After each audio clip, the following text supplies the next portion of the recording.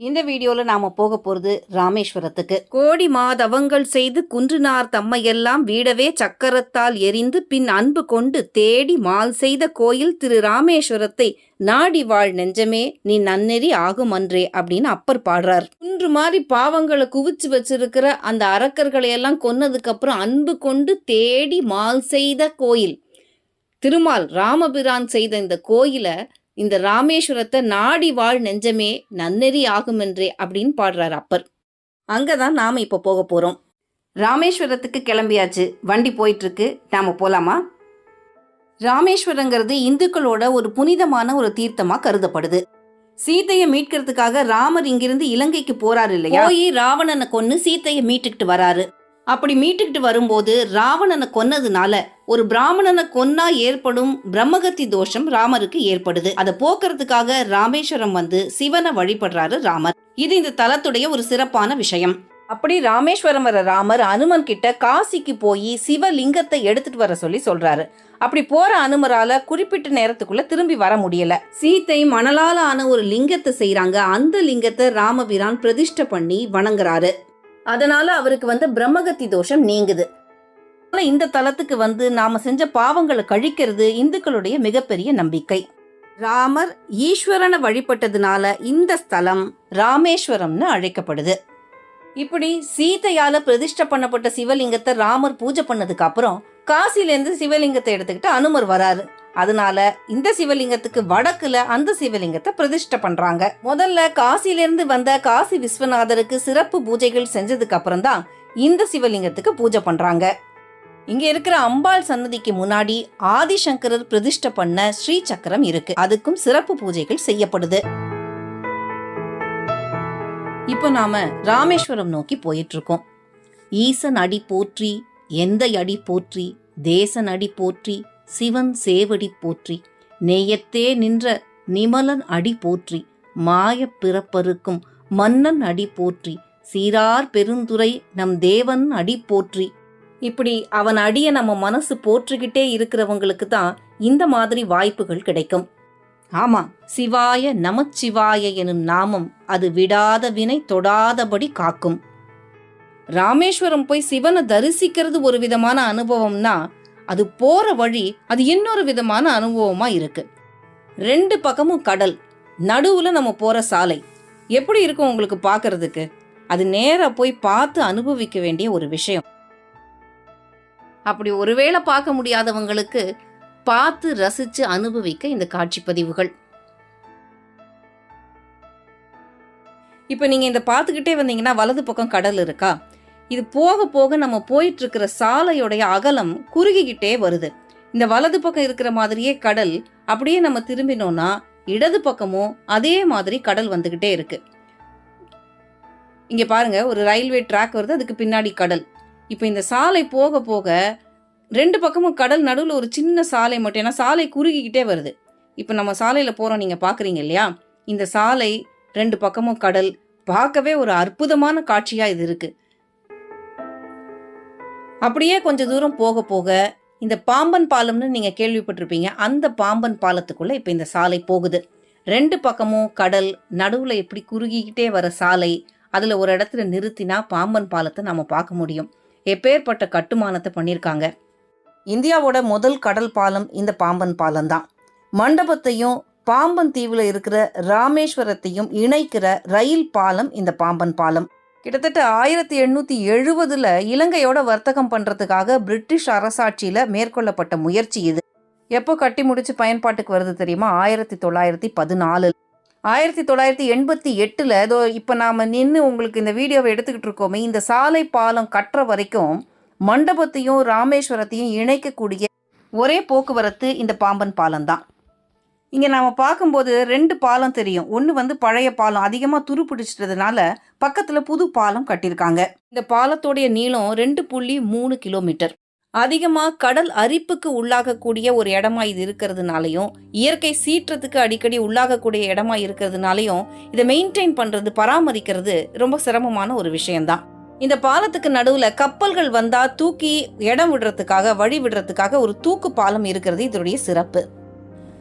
ராமேஸ்வரம் போற வழியில இந்த பாம்பன் பாலத்துல நாம நிக்கிறதுனால இதை பத்தி நம்ம பேசிக்கிட்டு இருக்கோம். இதை பத்தி ஒரு தனி வீடியோவே போடலாம். அவ்வளவு சுவாரஸ்யமான விஷயங்களும் அவ்வளவு பிரமிப்பான பெருமைப்படக்கூடிய விஷயங்களும் இந்த பாலத்துல இருக்கு. ராமேஸ்வரம் போற வழியில இன்னும் 2 சுவாரஸ்யமான விஷயம் இருக்கு. நம்ம ராமநாதபுரத்துல இருந்து ராமேஸ்வரம் போற வழியில பாம்பன் பாலம் தாண்டினதுக்கு அப்புறம் அக்காள் மடம், தங்கச்சி மடம்னு 2 போர்டு பார்ப்போம். இந்த அக்காள் மடத்துக்கும் தங்கச்சி மடத்துக்கும் சுவாரஸ்யமான கதை ஒன்று சொல்றாங்க. என்னன்னா, அந்த காலத்துல ராமேஸ்வரத்தை ஆண்டுகிட்டு இருந்த மன்னர் விஜய ரகுநாத சேதுபதி, இவருக்கு 2 பொண்ணுங்க, சீனி நாச்சியார், லக்ஷ்மி நாச்சியார். அந்த காலத்துல எல்லாம் ஒருத்தருக்கே 2-3 பேரை கல்யாணம் பண்ணி கொடுப்பாங்க இல்லையா? அப்படி அக்காவையும் தங்கையும் வேற வேற இடத்துல கல்யாணம் பண்ணி கொடுத்தா அவங்களுக்கு வேற சக்களத்திகள் வந்துருவாங்கன்னு அவங்க 2 பேரையும் தண்டத்தேவருங்கிற ஒரே மனிதருக்கு கல்யாணம் பண்ணி கொடுக்கறாரு. அவருக்கு மாப்பிள்ளையா வந்தவருக்கு இவர் கொடுத்த ஒரே பொறுப்பு கோயில நிர்வாகம் பண்ணணும், நல்லபடியா நிர்வாகம் பண்ணணும், வந்து போற பக்தர்களுக்கு எல்லா வசதியும் செஞ்சு தரணும். இது ஒண்ணுதான் தண்டத்தேவருக்கு விஜய ரகுநாத சேதுபதி கொடுத்திருக்கிற பொறுப்பு. அதாவது அங்க வர பக்தர்களுக்கு எல்லா விதமான சேவையும் செய்யணும், அவங்களுக்கு தங்கு தடை இல்லாம எல்லா வசதிகளும் கிடைக்கணுங்கிறது தான். ஏன்னா அந்த காலத்துல, இப்பதான் பாம்பன் பாலம் எல்லாம் கட்டியிருக்கோம், அந்த காலத்துல பாம்பன் பாலம் எல்லாம் கிடையாது. அதனால ராமநாதபுரத்துலேருந்து ராமேஸ்வரங்கிறது ஒரு தீவு, அங்க போகிறதுக்கு படகு சவாரியை தான் மக்கள் நம்பலாம், இல்ல கப்பல்கள் வந்து அதுல போவாங்களாம். கொஞ்ச நாள் பாக்குறாரு, மருமகன் தண்டத்தேவர் எல்லா விதத்திலையும் சரியா நடந்துக்கிறாரு, பக்தர்களுக்கு சரியான முறையில சேவை செய்யறாருன்னு தெரிஞ்சதுக்கு அப்புறம் விஜய ரகுநாத சேதுபதி ராமநாதபுரத்துக்கு வந்து மத்த சேவைகளை, மத்த பொறுப்புகளை பாக்குறாரு. ராமேஸ்வரத்துல தண்டத்தேவர்கிட்ட எல்லா பொறுப்புகளையும் கொடுத்துட்டு கொஞ்ச நாள் கழிச்சு தண்டத்தேவருக்கு ஒண்ணு தோணுது. என்னன்னா, படகை விட சின்னதா கலம்னு சொல்லக்கூடிய ஓடங்களை நம்ம நிறைய விட்டா நிறைய முறை, அதாவது ஒரு படகுக்காக ரொம்ப நேரம் பக்தர்கள் காத்திருக்காம நிறைய கலங்களை விட்டா பக்தர்களுக்கு வசதியா இருக்கும் அப்படின்னு யோசிக்கிறாரு. விஜய ரகுநாத சேதுபதி நிறைய பொன்னையும் பொருளையும் சேர்த்து வச்சிருக்காரு. அது எதுக்குன்னா, வரப்போற பக்தர்களுக்கு சாப்பாடு கொடுக்கறதுக்கு, அவங்க போக்குவரத்து, தங்குற வசதிகள்லாம் செஞ்சு கொடுக்கறதுக்கும். அப்ப அதுல இருந்து எடுத்து இந்த களத்தை கட்ட முடியாது, என்ன செய்யலாம்னு யோசிச்சுட்டு இருக்கிறப்போ இவரோட குழப்பத்தை சுத்தி இருக்கிறவங்க சில பேர் பயன்படுத்திக்கிட்டு என்ன பண்றாங்க, வந்து போற பக்தர்கள் கிட்டே வசூல் பண்ணா வரி வசூல் பண்ற பணத்துல நாம கலங்களை வாங்கி விடலாம் அப்படின்னு சொல்றாங்க. இவரும் என்ன பண்றாரு, பக்தர்களுக்காக தானே இதை பண்றோம் அப்படின்னு சரின்னு ஒத்துக்கிறாரு. விஜய ரகுநாத சேதுபதி இங்க வரும்போது சொல்லிக்கலான்னு இவரு ராஜா கிட்ட அனுமதியும் வாங்கல, தகவலும் தெரிவிக்கல. இது கொஞ்ச நாள் இப்படியே போய்கிட்டே இருக்கு. அப்போ வடக்குல இருந்து பல பேர் ராமேஸ்வரம் நோக்கி புனித காரியங்கள் செய்யறதுக்காக வராங்க இல்லையா? அப்படி வர ஒரு சன்னியாசி படகுல ஏற வராரு. அவரை காசு இருந்தாதான் ஏத்துவோம்னு சொல்லிடுறாங்க. எந்த விதமான பொருளும் கையில வச்சுக்காம அப்பப்ப என்ன கிடைக்குதோ அதை சாப்பிட்டுக்கிட்டு இந்த மாதிரி புனித தலங்களுக்கு போய் தரிசிச்சுட்டு வர அந்த சன்னியாசி கிட்ட பணம் எதுவும் இல்ல. அதனால படகுல ஏறி அவரால் ராமநாதபுரத்துல இருந்து ராமேஸ்வரத்துக்கு போக முடியல. இப்படி ஒரு ஏழை குடியானவன் படகுல ஏற வரான், அவனையும் ஏத்தல, ஏன்னா அவன் கிட்டயும் காசு இல்ல. இப்படி படகுல ஏற முடியாம ராமேஸ்வரத்துக்கு போய் சிவனை தரிசிக்க முடியாத பல பேரு ராஜா கிட்ட போய் முறையிடுறாங்க. இதை கேட்ட உடனே அதிர்ச்சி ஆயிடுது ராஜாவுக்கு. உடனே படகோட்டியை கூப்பிடுறாரு. நீ எதுனால பணம் கேட்டேங்கிறாரு. தண்டத்தேவர் தான் கேட்க சொன்னாருங்கிற விஷயத்த படகோட்டி சொன்னதும் ராஜாவுக்கு ரொம்ப அதிர்ச்சி ஆயிடுது. தண்டத்தேவரை கூப்பிட்டு அவருக்கான தண்டனையா அவரை சிறையில அடைக்க சொல்றாரு. தன்னுடைய 2 மகள்களையும் கூப்பிட்டு யாரு என்னன்னு விஷயத்த சொல்லாம இந்த மாதிரி ஒரு விஷயம் நடந்துருச்சு, இதை செஞ்சவங்களுக்கு என்ன தண்டனைன்னு கேக்குறாரு. கண்டிப்பா இதை செஞ்சவங்களுக்கு மரண தண்டனை தான் கொடுக்கணும், ஏன்னா பக்தர்களுக்கு சேவை செய்யறது தான் நம்மளுடைய முக்கியமான நோக்கம்னு மகள்கள் 2 பேருமே சொல்றாங்க. நல்லா யோசிச்சு சொல்லுங்க, இதை செஞ்சது யாரா இருந்தாலும் இந்த தண்டனை பொருந்துமான்னு ராஜா கேக்குறாரு. கொஞ்ச நேரம் யோசிச்ச 2 மகள்களும் இதை செஞ்சது நாட்டை ஆள்ற நீங்களாவே இருந்தாலும் பொருந்தும்னு சொல்றாங்க. அப்போ ராஜா தண்டத்தேவர் தான் இதை செஞ்சதுங்கிற உண்மைய சொல்றாரு. அப்போ 2 மகள்களும் அவரா இருந்தாலும் இந்த தண்டனை பொருந்தும்னு சொல்லிட்டு ஒரு வேண்டுகோளை வைக்கிறாங்க. நீங்க இந்த தண்டனையை அவருக்கு கொடுக்கலாம், அவருக்கு தண்டனை நிறைவேற்றப்படும் போது கூடவே தீ மூட்டி நாங்களும் உடன்கட்டை ஏறுவோம் அப்படின்னு சொல்றாங்க. இத கேட்ட ராஜாவுக்கு என்ன செய்யறதுன்னே தெரியல. இந்த கதையில பல விஷயங்கள் நமக்கு புலப்படுது. எப்படி பக்தர்களுக்கு சேவை செய்யறது ஒரு புனிதமான நோக்கமா வச்சுக்கிட்டு இருக்காங்க அப்படிங்கறதும், யாராயிருந்தாலும் தவறுதான் சொல்றதும், அதே சமயம் தன்னுடைய கணவர் மேல வச்சிருக்கிற அன்பையும் பக்தியையும் நிரூபிக்கிறதாவும் இந்த கதை இருக்கு. அப்படி உடன்கட்டை ஏறுற இந்த 2 மகள்களுடைய வேண்டுகோளுக்கு இணங்க அக்காள் மடம், தங்கச்சி மடம் 2 மடங்களை நிறுவி அங்க வர பக்தர்களுக்கு வயிறார சாப்பாடு போட்டு அவங்களுக்கு தேவையான வசதிகளை செஞ்சு கொடுக்கறதுமா அவங்களுடைய கோரிக்கை நிறைவேற்றப்பட்டு இன்னைக்கும் அந்த இடம் அக்காள் மடம், தங்கச்சி மடம் அழைக்கப்படுறதா சொல்றாங்க. சரி, நாம ராமேஸ்வர கதைக்கு வருவோம். மூர்த்தி, தலம், தீர்த்தம்னு முப்பெருமைகளை கொண்டது இந்த ராமேஸ்வரம். இந்த கோயில் உருவாகி 10 சதுர யுகம் ஆனதா சொல்றாங்க. அதாவது நமக்கு புரியுற மாதிரி சொல்லணும்னா 4 கோடி ஆண்டுகள் ஆகிறது. இதோ நாம ராமேஸ்வரம் கடற்கரையில இப்ப இருக்கோம். நம்ம கண்ணுக்கு முன்னாடி தெரிகிற இந்த கடல், அலைகளே இல்லாத இந்த கடல் தான் அக்னி தீர்த்தம்னு சொல்லப்படுது. இந்த கடல் நீர் 2 லட்சம் மைல் சுற்றி சுழன்று வரதா விஞ்ஞானிகள் சொல்றாங்க. இந்த அக்னி தீர்த்தத்துல மூழ்கி எழுந்தா நாம செஞ்ச பாவங்கள் கழியறதா நம்மளுடைய இந்து மதம் சொல்லுது. விஞ்ஞானமா இருந்தாலும் மெய்ஞானமா இருந்தாலும் அதுல நாம எப்படி மனசை செலுத்துறோங்கிறத பொறுத்துதான் அதனுடைய பலன் நமக்கு கிடைக்குது.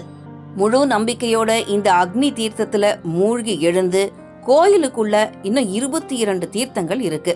அதுல எல்லாம் குளிச்சதுக்கு அப்புறம் நம்முடைய பாவங்கள் போகிறது மட்டுமல்ல, இதுல ஒரு விஞ்ஞானம் இருக்கு. இத்தனை நீர்ல நாம நீராடிட்டு இறைவனை போய் சந்திக்கும் போது நமக்கு ஒரு விதமான அதிர்வுகளை உள்வாங்கிக்கிற சக்தி கிடைக்குது. ராமருடைய பாதம் பட்ட இடம், அவர் சிவனை வணங்கிய ஸ்தலம். புலியின் தோலை இடையில் அணிந்த புனிதக் கடலே போற்றி, சிவாய ஓம் நமச்சிவாய, கலியின் தீமை யாவும் நீக்கும் கருணை கடலே போற்றி, ஹர ஓம் நமச்சிவாய. முக்கியமான 4 தலங்களா சொல்லப்படுற துவாரகாநாத், பூரி, கேதார்நாத், ராமேஸ்வரத்துல மத்த 3 வடக்குல இருக்கு. ராமேஸ்வரம் மட்டும்தான் தெற்குல இருக்கக்கூடிய ஆலயம்.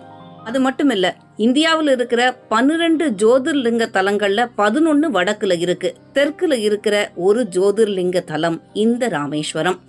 5 எழுத்திலே பிறந்து 5 எழுத்திலே வளர்ந்து 5 எழுத்தை ஓதுகின்ற பஞ்சபூத பாவிகாள், 5 எழுத்தில் ஓரெழுத்து அறிந்து கூற வல்லிரேல், அஞ்சல் அஞ்சல் என்று நாதன் அம்பலத்தில் ஆடுமே. பஞ்சபூதங்களால பிறந்து அந்த பஞ்சபூதங்களுடைய தன்மையினால வளர்ந்து இந்த 5 எழுத்த வெறும் பஞ்சாட்சரமா மட்டும் ஓதிக்கிட்டு இருக்கிற பஞ்சபூதத்தால் ஆன பாவிகளே, இந்த பஞ்சபூதங்களும் நமக்குள்ள பஞ்சாட்சரமா இயங்கிக்கிட்டு வருதுங்கிற உண்மையை உணர்ந்து நமச்சிவாய அப்படின்னு நாம தியானிக்கும் போது அந்த 5 எழுத்துக்குள்ள ஒழிஞ்சிருக்கிற ஓரெழுத்தான அந்த ஈசன் அஞ்சாதே அஞ்சாதேன்னு நம்ம மனசுங்கிற அம்பலத்துல வந்து ஆடுவானா. பேர்பட்ட ஸ்தலத்துல வந்து நிக்கிறோங்கிறத உணர்ந்து உளமாற சிவசிவா அப்படின்னு சொல்லும் போது, சிவசிவ என்றிட தீவினை மாளும், சிவசிவ என்றிட தேவரும் மாவர், சிவசிவ என்றிட சிவகதிதானே. ராமேஸ்வரத்துல இந்த 3வது பிரகாரம் ரொம்ப பிரசித்தி பெற்ற ஒண்ணு. ஏன்னா இதோட கட்டுமான அமைப்பை பாருங்க. இந்த தூண்கள் அப்படியே வரிசையா நூல் பிடிச்ச மாதிரி அப்படியே நேரா இருக்கிறத பார்க்க முடியும்.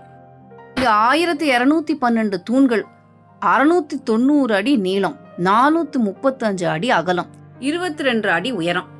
இந்த கோயிலுக்குள்ள பல கோடி ஆண்டு வரலாறு இருக்கு. 10ஆம் நூற்றாண்டு வரைக்கும் ஒருத்தர்கிட்டயும், அப்புறம் 12ஆம் நூற்றாண்டு கொஞ்சம் திருப்பணிகள் செய்யப்படுது, 15ஆம் நூற்றாண்டுல கொஞ்சம் திருப்பணிகள் செய்யப்படுது, அப்புறம் 17ஆம் நூற்றாண்டுன்னு பல காலகட்டங்கள்ல பல மன்னர்களால திருப்பணிகள் செய்யப்பட்டு இந்த கோயில் இப்ப நாம பார்த்துக்கிட்டு இருக்கிற வடிவத்துல இருக்கு. சரி, இங்க இருக்கிற 22 தீர்த்தங்கள் என்னன்னு நாம பார்க்க வேண்டாமா? மகாலட்சுமி தீர்த்தம், சாவித்ரி தீர்த்தம், காயத்ரி தீர்த்தம், சரஸ்வதி தீர்த்தம், சங்கு தீர்த்தம், சக்கர தீர்த்தம், சேது மாதவர் தீர்த்தம், நல தீர்த்தம், நீல தீர்த்தம், கவய தீர்த்தம், கவாட்ச தீர்த்தம், கெந்தமாதன தீர்த்தம், பிரம்மஹத்தி விமோச்சன தீர்த்தம், கங்கா தீர்த்தம், யமுனா தீர்த்தம், கயா தீர்த்தம், சர்வ தீர்த்தம், சிவ தீர்த்தம், சாத்தியமாமிருத தீர்த்தம், சூரிய தீர்த்தம், சந்திர தீர்த்தம், கோடி தீர்த்தம்.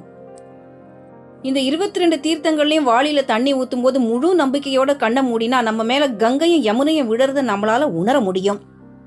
கடல்ல குளிச்சு 22 தீர்த்தங்கள்லயும் குளிச்சுட்டு உள்ள ராமநாத சுவாமிகளை பார்த்துட்டு வந்து நெத்தியில பட்டையெல்லாம் போட்டுட்டு நிஜமாவே சிவக்குழுந்தாவே நாம ஆகிடுறோம். நேர்ல வந்து பார்க்க முடியாதவங்க பூசலார் நாயனார் மனசுக்குள்ளேயே கோயில் கட்டினா மாதிரி உங்க மனசுக்குள்ள காட்சிகளை விரிச்சு பாக்கிறதுக்கு இந்த பதிவு பயன்பட்டா நாங்க பெற்ற பேரு. பார்த்துக்கிட்டு இருக்கிற எல்லாருக்கும் ராமநாத சுவாமிகளுடைய அருளும் மன அமைதியும் கிடைக்க எங்களுடைய வாழ்த்துக்கள். ராமேஸ்வரத்தை சுத்தி நிறைய இன்னும் சுவாரஸ்யங்கள் இருக்கு. விவேகானந்தர் சர்வசமய மாநாட்டில் பங்கேற்று அமெரிக்காலேருந்து திரும்பும் போது இலங்கை வழியா பாம்பன் குந்துக்காலில் வந்து இறங்குறாரு. எப்போன்னு கேட்டா 1897 ஜனவரி 26. அப்போ ராமநாதபுர சமஸ்தான மன்னரா இருந்த பாஸ்கர சேதுபதி தான் விவேகானந்தர் சர்வசமய மாநாட்டில் கலந்துக்கிறதுக்கு வலியுறுத்தி அவருக்கு முழு உதவியும் செஞ்சு வழி அனுப்புறாரு. திரும்பி வரும்போது அவரை வரவேற்கிறாரு. இப்ப நாம பார்த்துக்கிட்டு இருக்கிற இந்த இடத்துல விவேகானந்தர் தங்கி இருந்தாரு. அப்புறம் ராமேஸ்வரம் வரைக்கும் வந்துட்டு தனுஷ்கோடி போய் அந்த இந்தியாவுடைய முனை முடிகிற இடத்த பார்க்காம போனா எப்படி? நாம ராமேஸ்வரத்துக்கு வரும்போது எப்படி 2 பக்கம் கடல், நடுவுல ஒரு சாலை பாலம் வழியா வந்தோமோ அது எப்படி பார்க்கறதுக்கும் பயணம் செய்யறதுக்கும் ஒரு மிகப்பெரிய அனுபவமா இருந்ததோ அதே மாதிரி தனுஷ்கோடிங்கிறது இந்தியாவோட ஒரு முனை வங்காள விரிகுடாவை தொட்டுக்கிட்டு இருக்க அந்த முனையில போய் நாம நிக்கிற ஒரு அனுபவம். 1964 டிசம்பர்ல ஏற்பட்ட சுனாமில தனுஷ்கோடிங்கிறது முழுமையா அழிஞ்ச நகரமா ஆயிடுச்சு. இன்னமும் இடிந்த நிலையில அங்க நம்மளால பார்க்க முடியற ஒரு சர்ச்சு, சில வீடுகளும் சுனாமி ஏற்படுத்திட்டு போன கோர தாண்டவத்தை நின்னு நமக்கு சொல்லிக்கிட்டு இருக்கிற மாதிரி இருக்கு. இந்த இந்தியாவுடைய ஒரு முனை அந்த கடலை தொட்டுக்கிட்டு இருக்கிற அந்த இடத்துக்கிட்ட நெருங்க நெருங்க மனசுக்குள்ள ஒரு பரபரப்பு தொத்திக்கிறத நம்மளால தவிர்க்க முடியல. இதுக்கு முன்னாடி ராமேஸ்வரத்துக்கு வரும்போது கூட 2 பக்கமும் கடல் இருந்தாலும் நடுவுல பாலத்து மேல நின்னதுனால அது வந்து ரோடு மேல நிக்கிற மாதிரியே இருந்தது. ஆனா தனுஷ்கோடிக்கு போற இந்த பாதை அப்படியே கடலுக்குள்ள நம்மளை கூட்டிட்டு போற மாதிரியான ஒரு உணர்வை ஏற்படுத்துது. பயணங்கள் ஏன் நமக்கு ஒரு புத்துணர்வு அளிக்குது, வாழ்க்கையோட இன்னொரு பரிணாமத்தை நமக்கு உணர்த்துது அப்படின்னா, இப்படி நிலப்பரப்பு வந்து முடிஞ்சு கடல்ல சேர்ற அந்த நுனில வந்து நிற்கும் போது இன்னும் வாழ்க்கையில எவ்வளவோ இருக்குங்கிற எண்ணத்தை நமக்கு ஏற்படுத்துது. இன்னும் நாம பார்க்க வேண்டியது, நமக்கு தெரியாதது எத்தனையோ இருக்கு அப்படின்னு நம்மளை யோசிக்க வைக்குது.